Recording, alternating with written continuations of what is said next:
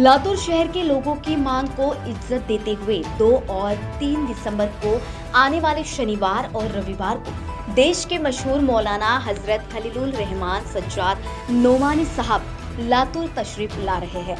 मुस्लिम समाज के सभी स्तर के लोगों को इसमें शामिल होने का न्योता दिया जा रहा है, जिसमें 2 दिसंबर शनिवार को सुबह 10:30 बजे MK function hall 60 feet road पर मुस्लिम धर्मगुरुओं को मार्गदर्शन किया जाएगा।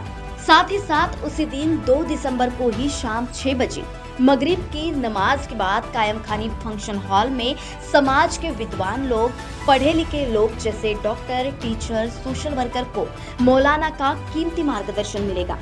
दूसरे दिन 3 दिसंबर रविवार के दिन सुबह 10:30 बजे हजरत सूरत शाह उर्दू स्कूल, पाक विनाश रोड, जुना रेणापुर नाका, लातूर में स्कूल और कॉलेज के गर्ल्स स्टूडेंट को मार्गदर्शन करेंगे।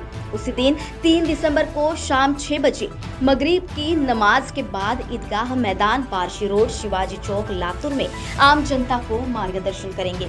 इसके लिए सभी को आह्वान किया जाता है कि सभी लोग ज्यादा से ज्यादा संख्या में मौजूद रहकर इसका फायदा हासिल करें। Bureau report, Latur. अगर तुम एक उम्मत की बुनियाद पर मुत्तहिद इस तरह नहीं होगे तो तकुन फितनतुन फिल अर्द व फसादुन कबीर, तो पूरी आलम में फितना और फसाद बर्पा होगा तुम्हारे आपस के झगड़ों की वजह से। फितना और फसाद यहूदियों की साजिशों की वजह से नहीं होगा, तुम्हारे वजह से होगा। कुरान ने ये नहीं कहा कि अगर तुम नमाज नहीं पढ़ोगे तो फितना और फसाद बर्पा होगा, कुरान ने ये नहीं कहा। लेकिन ये जरूर कुरान ने कहा अगर तुम एक उम्मत बनकर नहीं रहोगे और सब एक दूसरे के हामी बनकर नहीं रहोगे तो जमीन में फितना और फसाद बर्पा। कहाँ गई तुम्हारी गैरत, कहाँ गया तुम्हारा शऊर, कहाँ गया तुम्हारा इल्म?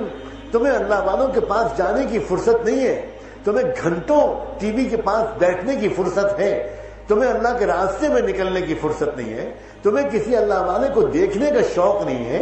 नौजवानों, मैं तुम्हारा दिल दुखाना नहीं चाहता, दिल दुखाने के लिए इस्लाम के दुश्मन बहुत हैं, मेरा हक नहीं है कि मैं तुम्हारा दिल दुखाऊं। हमने कसम खा रखी है कि हम नहीं सुनेंगे अल्लाह के रसूल की बात, हम गौर नहीं करेंगे कुरान पर, हम कुरान को समझने की कोशिश कभी नहीं करेंगे। बड़ी से बड़ी डिग्रियां लेंगे लेकिन कुरान को समझने की कोशिश चंद गरीब देहाती कम समझ घरानों के बच्चों के लिए छोड़ देंगे। ज़हीन खानदानों के बच्चे कभी मदरसों में नहीं आएंगे।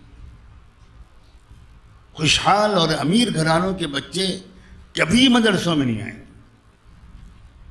वो तो उन गरीब घरानों के बच्चे मदरसों में आते हैं 99% जिनके वालिदैन उन बच्चों को अपने घर पर रखकर एक वक्त का खाना नहीं खिला पाते। उनके बारे में कहते हैं कि भाई मदरसा भेज दो, वो खिलाएंगे भी और कुछ न कुछ पढ़ा ही देंगे। ये है, आप